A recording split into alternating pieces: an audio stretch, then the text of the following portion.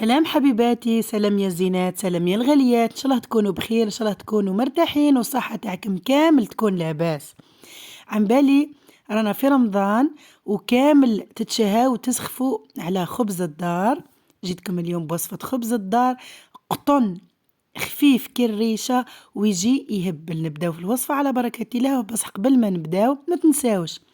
دعموني بالتعليقات الزينة وبالجام، وإذا كنتم مش مشتركين في القناة نقولكم حبيباتي مرحبا بكم عندي، راكم رطيتوا بزاف وصفات سهلة واقتصادية. جيبي الكيفات ولا جيبي القصعة تاعك، حطي فيها كيلو تاع فرينة والملح عينك ميزانك، سنينة ولا مغرفة تاع سانوج مغرفة صغيرة، ديري حفرة في الوسط وديري 2.5 مغارف صغار، 2 مغارف تاع قهوة، يعني 2.5 مغارف صغار تاع خميرة، وزيدي عليها 2 مغارف تاع السكر، وحطي شوية تاع حليب لحظة، حوالي 2 مغارف يكونوا معمرين حليب لحظة، راح تمدلو واحد الخفة وواحد البنة ما صراتش. حركي حبيبتي النواشف هذيك كاملة مع بعضها، الحليب والخميرة والسكر والسانوج، ومن بعد زيدي عليهم الملح هذاك، خليه هو الاخر به الملح ما يهبطناش الخميرة، وديري حفرة في النص وزيدي عليهم نص كاس زيت، يعني بالمغارف حوالي 5 مغارف كبار زيت، واحكمي الزيت هذاك داخليه في الفرينة، يعني بسيه بيديك مليح حتى يدخل، ولمي درك بالماء يكون دافي، اكثر شوي من الدافي، ماهوش بارد وماهوش سخون بزاف ومش بارد خلا، اكثر شوي من الدافي، ولمي العجينة تاعك حتى تتحصلي على عجينة تتلاصق في اليد، لمي ودلكي في نفس الوقت، ما يحتاجش العجين الخبز تاعنا هذا غير اللمان برك، لازم تتلم سوا وتدلكي شوي حوالي 5 دقائق. هاوليك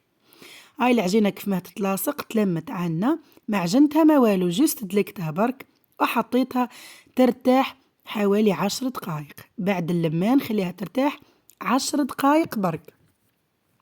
ما توجدي انتي البلاوات تاوعك وتحطي فيهم بابي كويسون، لا ما عندكش بابي كويسون ادهني بالزيت، اروحي لوزيها اقسميها على 2 كويرات، يعني كيلو تاع فرينة راهو يدير لنا 2 خبزات، لوزيها حبيبتي وحطيها في البلاطو ترتاح وتطلع خلاه.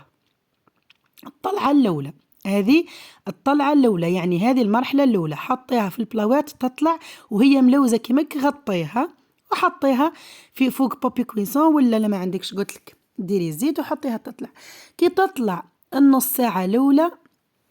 احكميها اخبزيها، قرصيها ولا خبزيها، هاي ليك قرصيها خلاه بالسمك 1 سنتيمتر، حوالي 1 سنتيمتر، يعني رقيها خلاه، اخبزيها سوا سوا سوا. هذه اي الخبزة الثانية، دوك نعطيلكم الخبزة الأولى اللي خبزتها وصايي، هاي ليك غطيتها وجبت تشوفوا الخبزة الأولى، هاي وديجا شوفوا هاني قاعدة نخبز فيها وقاعدة ندير في الفقاعات هذوك، يعني لهنا راهو طالعوا صايي. غطيهم حبيبتي وخليهم يطلعوا خلاه، عينك ميزانك، ما نقولكش انا حوالي ساعة ولا نص ساعة، ولكن دوك تشوفي يطلع خلاه، حطيه حتى تحسيه طلع خلاه. هاوليك كي يطلع دهني بالعظام، صفرت على العظام، حطيله شوية قهوة،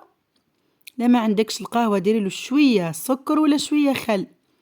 بتعطيك الحمورية الشابة، الحمورية الزينة ذيك في الخبز. والفور تاعك راهو يسخن، رشي الجلجلانية ولا السانوج ولا زريحة البسباس ولا وش حبيتي، وتقبي بالفرشيطة ودخليها ديركت للفور، هي هكاكا قاعدة تطيب، وزيدي الثانية بعد تكون طلعت زيدي يدهنيها ورشيها، الأولى رشيتها بالسانوج والثانية بزريعة البسباس، دخليه يتحمر على 200 درجة، والخبز تاعي واجد. إن شاء الله كنت خفيفة ظريف عليكم، وصحة فطوركم، ودمتم في أمان الله